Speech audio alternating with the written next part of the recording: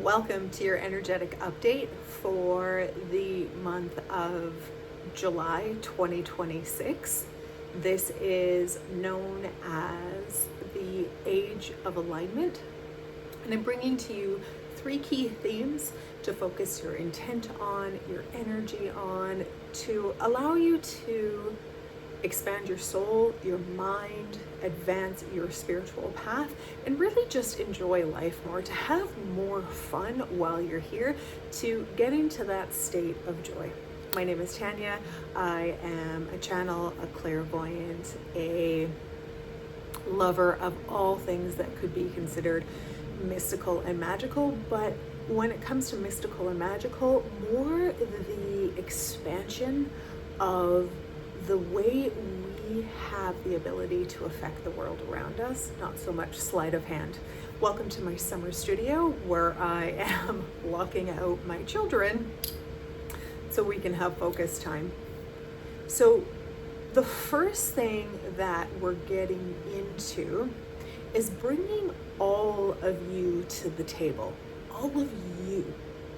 So this theme is not about bringing what you know to be you, the personal identity, the things that you have been through, but bringing all of you, the things that you love, the things that excite you, your attention, your focus, the little small things about you that often go unnoticed, that are unique to you, that nobody else has. And this is separate from the things that we've been through or the things that we know ourselves to be. It's a unique signature, your unique energetic signature that grows when you experience stuff. The human condition, the human experience has us often distracted from this greater part of our energy to this quantum signature. And we kind of get lost in the touching, the tasting, the seeing, the doing, the senses, because it's so distracting. But this energetic part of you, when you're encompassed in that, when you can really bring that to the table to experience the world around you, it comes through a different depth, something that's more connected, something where you're flowing your own energy instead of just kind of mechanically doing stuff. The brain is so incredible, so fine-tuned that when we do stuff over and over and over again, it just turns it automatically, like blinking, like the way I'm forming my mouth to make these words, the way my facial expressions work. It's all just memorization, and it happens without conscious thought or conscious direction. Bringing you to the table is anytime you start to listen to something, it's giving it space to contemplate it, to see how it works in your world, and to see how you can expand it, and to see how you can put your own flair on it, versus just pulling information in and regurgitating it. The incredible thing here is when I worked for a long time as a hair artist, and I mastered the art of coloring hair and holding space for people. But when I mastered that art, we would go and we would learn from other hair artists to be inspired by them. But every time I came from a class, anytime any hair artist came from a class, there were two major things that would go on. One, we would start doing these cookie cutter haircuts on everyone. And it would work, and you would have a technique, and you would start to get it down. But then you would really bring your own flair into it. Well, you would really start to pay attention to how it sat on different face shapes. And if you used it on this texture of hair, the kind of movement that it would bring. And you would try the other artists who taught you, you would try their way. But when you started to really, really move with it and make it your own, started tweaking with it and playing with it and seeing what else you could do with it, that's when it really became an experience. And that's when people got really, really phenomenal haircuts that matched their personality was because it was brought through another version. It's because you expanded it into the way that you knew it.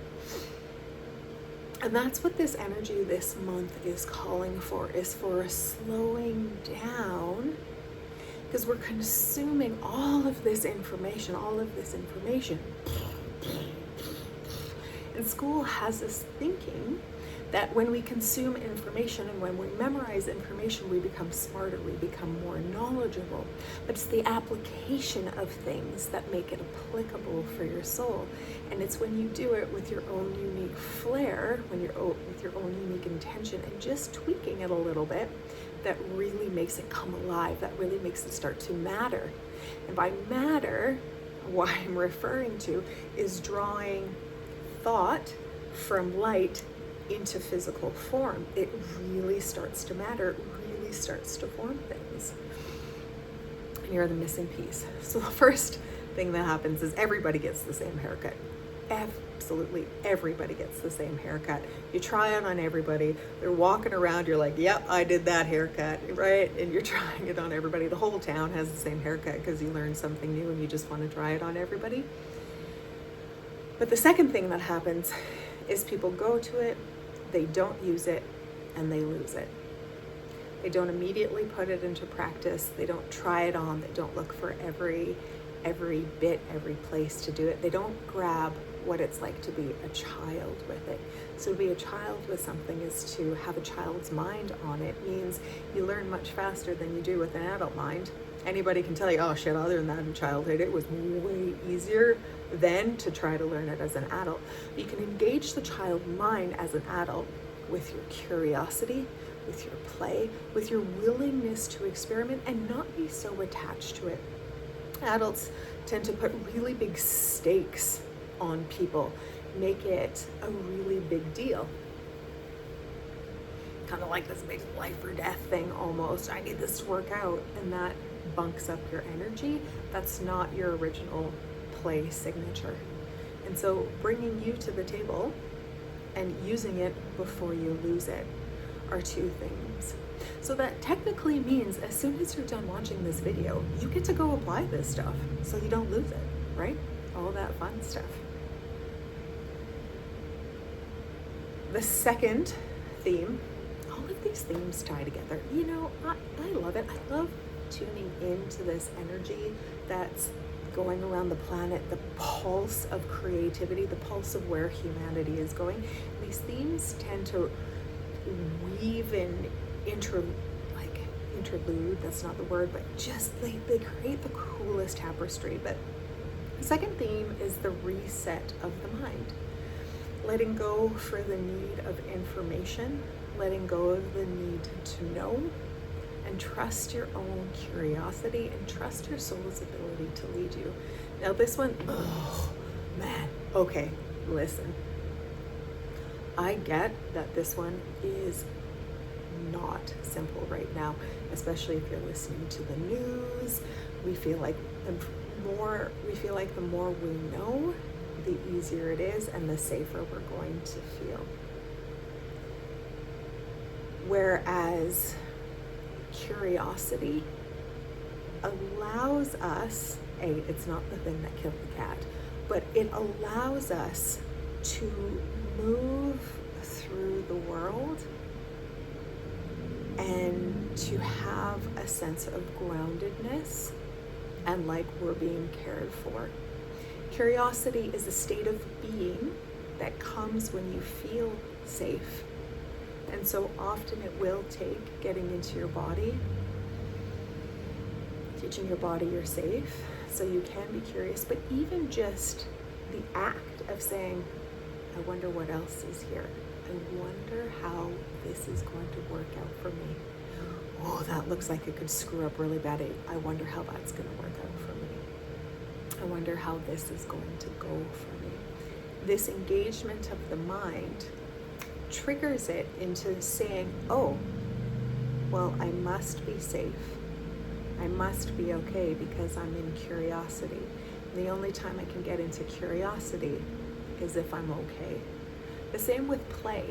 you getting playful with something, meaning engaging in open-ended opportunities, meaning it's not such a big deal, meaning there can be multiple outcomes, meaning I'm imbalanced with my soul. I don't have a judgment, meaning how this is going to turn out, what I think it's going to be. When I'm in balance with my soul and my universe means I can feel the world around me. I can feel the pulse of my life and where it wants to take me. I can listen to a nudge and say yes to it. Or I can hear a nudge and say, well, you know what, that's not quite sitting with me. I need a little more information. I need to know if that sounds kind of risky. I need a little bit more before I start following that kind of stuff. It's not blindly following your curiosity, but it's letting go the need for the information.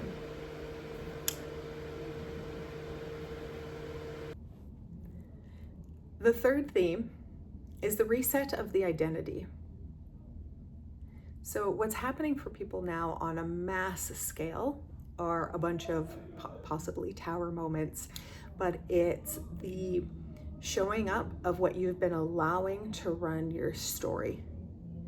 There is an uncovering right now of things that people have had buried for a very long time, deep subconscious work that they don't even really understand is running the show, but it's coming up in uncomfortable moments. While this is always showing itself, it seems to be really coming out to the light where it wants to be allowed to leave so you can move on to the next state.